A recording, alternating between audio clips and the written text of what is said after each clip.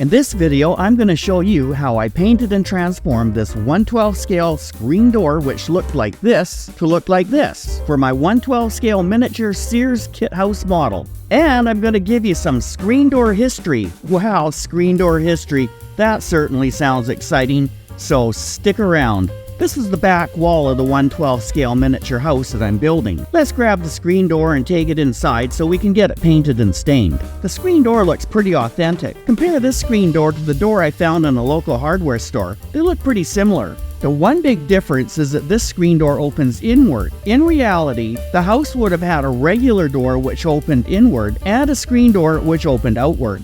The first step is to decide which part of the door I'm going to paint and which part am I going to stain. I'm going to paint the frame with paint to match the other windows and doors in the house. And the screen door itself will be stained. You don't want to paint the screen door because the paint will glob up and the screen part of the door won't look very good. I did a video about painting windows and doors. I'll put a link in the description and a link at the end of this video if you want to check it out. So let's get started. The first step is to mask off the areas I don't want painted using painter's tape. Screen doors were popular on houses like these years ago. Houses didn't have air conditioning like they do today, and during the hot summer months, people would leave the doors and windows open, and using screens they could easily keep the bugs and flies and leaves out and so on, and get a nice cross breeze keeping the house cool. In the 1900s, people were very concerned about flies and other insects carrying germs and disease. Remember, most people were living on farms and rural areas with lots of livestock around. It was a common Boy Scout project to build and install residential window screens. At that time,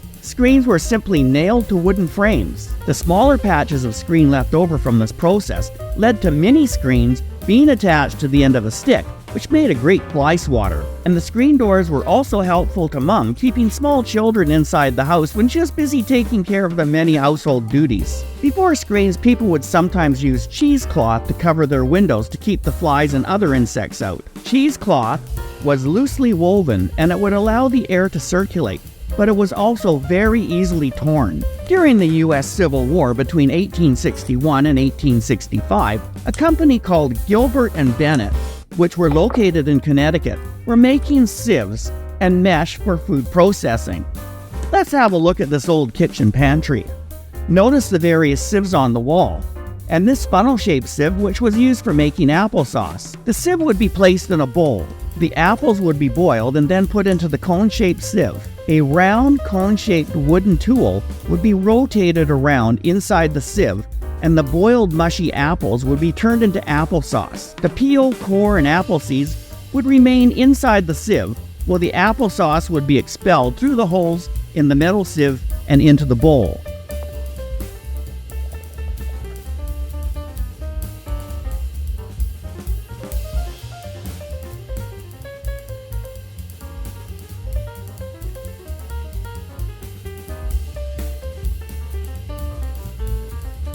I'll give it 2 thin coats rather than 1 thick coat of paint. I'm going to be painting the frame of the door. So the sieve makers Gilbert and Bennett had a lot of surplus inventory because they could no longer sell their products to the southern states because of the war. An employee had an idea. He painted the wire cloth with paint to prevent rust, and they sold the new product as window screens. The window screens became very popular, and they adapted the product to make screen doors as well. The company later developed steel wire for the screens, which didn't rust. The company later became a major supplier of window screens and door screens. Once the paint dried, I carefully removed the painter's tape. Hey, if you're enjoying my video, please hit the like button. As a new YouTuber, it really helps me out. Maybe even consider subscribing. That'd be awesome.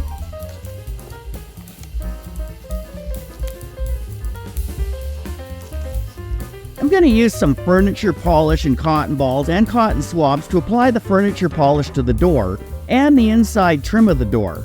This way the door will still function and it will easily open and close. Using paint can clog up and cause the door not to function, and it won't open and close easily. And it will ruin the look of the screen part of the door.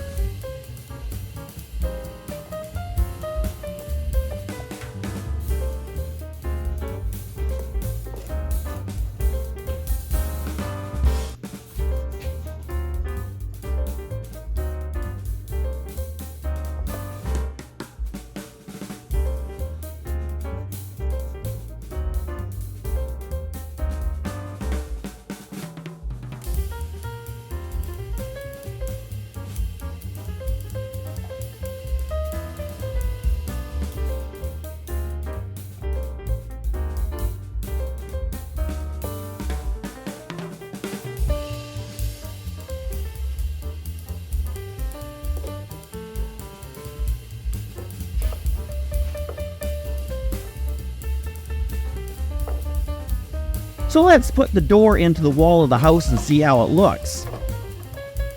I think it looks pretty good. Hey, here's the link to the video I told you about earlier. You know, the one about painting windows for your miniature models? Click it and check it out if you like. We'll see you in the next video.